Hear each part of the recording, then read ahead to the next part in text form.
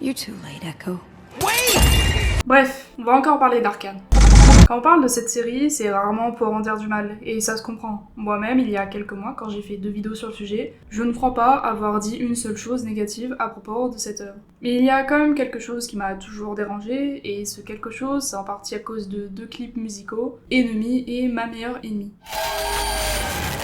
Si Arcane est globalement un chef-d'œuvre, comme toute œuvre cinématographique, elle n'échappe pas à une règle, les scènes coupées. C'est normal, il y en a dans toutes les œuvres, c'est fait pour éviter que les films durent 4 heures et que les spectateurs puissent continuer à regarder confortablement le film. C'est la même chose pour les séries, comme Arcane qui a des épisodes de 50 minutes. Certaines séries arrivent à faire de certains épisodes une exception, mais même elles auront toujours des scènes coupées, généralement jugées inutiles. Malheureusement, ce qui arrive avec certaines œuvres, c'est qu'on doit, pour X ou Y raison, couper des scènes importantes, voire extrêmement nécessaires pour les trames de l'histoire.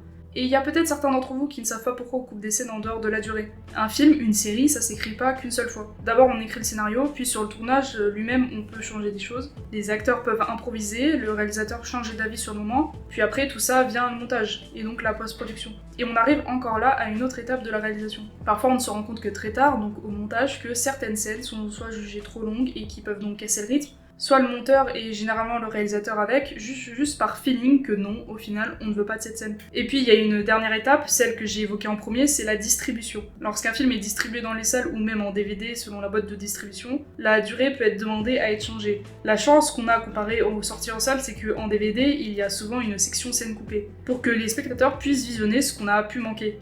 Et même celles-ci, on s'en doute bien, elles ont été montées, triées pour pas que quiconque puisse se dire que c'est dommage que c'était pas dans le film. Quand vous voyez une scène coupée qui a été leak ou qui a juste été montrée volontairement, c'est rarement un truc indispensable à l'œuvre. C'est aussi comme ça d'ailleurs, à peu près, on va dire, que le terme Director's Cut est né. Certains réals ayant l'occasion d'avoir leur propre version du film, celle-ci étant beaucoup plus longue que le film distribué en salle. C'est notamment flagrant avec les films des Seigneurs des Anneaux passant de 2 heures à 4 heures, voire 5 heures de visionnage en fonction des films. Et c'est là que je reviens sur Arcane, parce que c'est probablement la seule œuvre qui aurait pu être drastiquement différente pour les spectateurs si on avait pris le temps de mettre certaines scènes coupées. Et c'est marrant parce que ce soit pour la saison 1 ou la saison 2, on va toujours parler des mêmes personnages. Tout au long de la série, la relation entre Jinx et Echo est compliquée. On sait qu'ils sont amis d'enfance. Ah non, justement. Avant cette fameuse scène dans l'acte 3, on n'avait pas vraiment conscience de ce qu'ils représentaient l'un pour l'autre. D'un côté, c'est une super idée d'avoir simplifié leur relation, car cela donne plus d'impact à cette scène, mais en même temps, elle fait peu de sens, car avant celle-ci, on n'avait jamais vu de réelle interaction entre eux dans la série. Mais bon, si on veut des informations, il suffit de chercher un peu, non ? Le clip Enemy, sorti le 28 octobre 2021, est une vidéo réalisée par Fortiche et accompagnée d'une musique du groupe Imagine Dragons.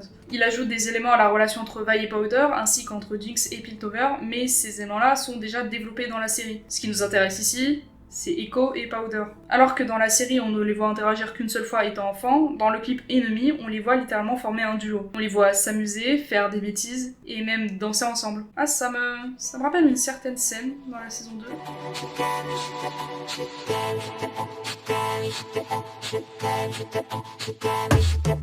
Le clip officiel de Ma meilleure ennemie, chanté par Stromae et Pomme, et encore réalisé par Fortiche, est sorti très récemment, quelques mois après la fin de la saison 2. En dehors des références aux albums de Pomme et Stromae, ainsi que la beauté visuelle offerte par le studio, cette vidéo, tout comme Enemy, nous donne des informations supplémentaires. On imagine facilement que ce à quoi on assiste sont les éléments qui suivent cette fameuse scène. Ce clip a énormément plu, même si certaines personnes s'attendaient à mieux. Et comment leur en vouloir ? Le problème, c'est que ce clip n'aurait pas dû être un clip selon moi. Toutes les informations qu'il apporte n'auraient pas dû être réduites à une simple vidéo YouTube. Ce sont des éléments essentiels pour la relation entre Echo et Jinx. Avec ce plan-là, par exemple, on comprend assez facilement que Echo a parlé à Jinx de l'autre univers et non de Powder.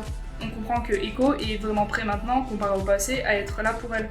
Merci à l'épisode 7 pour ça. On voit Jinx sourire à la fin de ce clip lorsque Echo l'enlace. Et réussir à la faire sourire après ce qui s'est passé avec Isha quelques épisodes précédents, c'est clairement pas anodin.